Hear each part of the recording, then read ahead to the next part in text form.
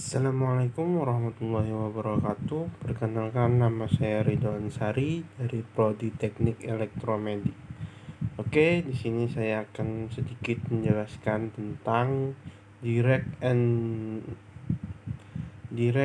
indirect phase.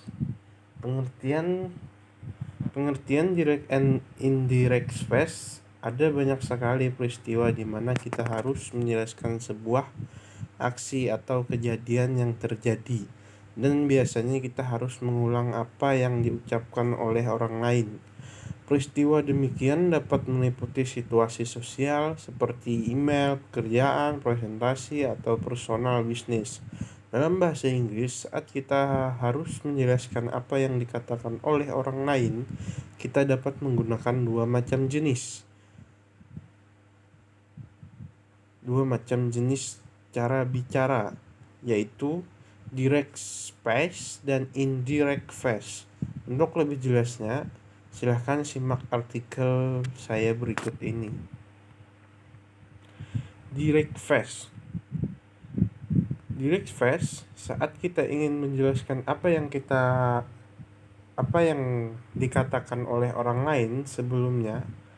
Salah satu pilihan yang dapat kita gunakan adalah menggunakan direct phase. Kita menggunakan gaya bicara ini saat kita ingin mengulang apa yang dikatakan orang lain secara akurat atau sama persis, dengan memberi tanda kutip di awal dan di akhir kalimat seperti ini. Paul came in and said, I am really hungry.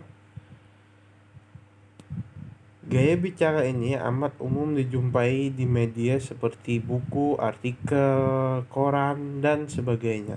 Contohnya, the local MP said, we plan to make this GTL safer please for everyone.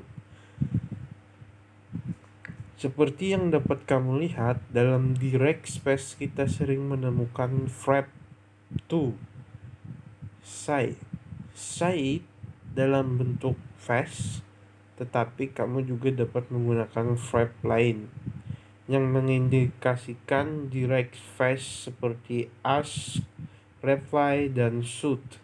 Contohnya, when Mr. Diaz opened the door, I asked, have you seen Lee? Dan yang kedua, she replies, no, I haven't seen him since lunch time. Yang ketiga, contohnya, the boss was angry and shouted, why isn't he here? He has finished start. Selanjutnya kita membahas tentang indirect space.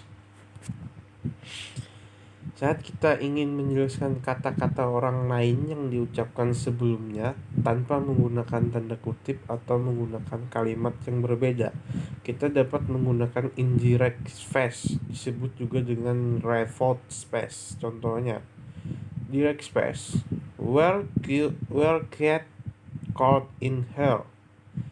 Indirect phase, they say that the court. Tense lain juga mengalami perubahan yang sama dalam indirect phase. Berikut ini adalah contohnya. Direct phase, contoh, I said I live in the city center. Itu adalah present simple. Dan indirect phase-nya, I said I live it in the city center. Dan yang kedua, direct space, he said I'm going out. Dan indirect space-nya, he said he was going out. Dan contoh ketiga, he said live I finish. Dan indirect space-nya, Hey Said, he had finished, dan bla bla bla dan seterusnya. Aturan mengubah tense ke bentuk lampau juga berlaku untuk model Fred. Contoh direct space-nya, she said I can swim. Dan contoh indirect space-nya, she said she could swim. Dan contoh kedua direct space-nya, she said I must go. Dan indirect space-nya, she said she had to go, bla bla dan seterusnya. Dan kalimat perintah, dalam bentuk kalimat perintah pada indirect space tentu saja akan berbeda pada umumnya. Kalimat perintah akan berisikan saran, permohonan, permintaan, ataupun pesan. Contoh direct space, hey Said, here bring you book please. Liam said to me you should find a job. Dan indirect space-nya, he requested her to bring my book. Liam advised me that she should find a job. Dan sekian dari saya dan terima kasih.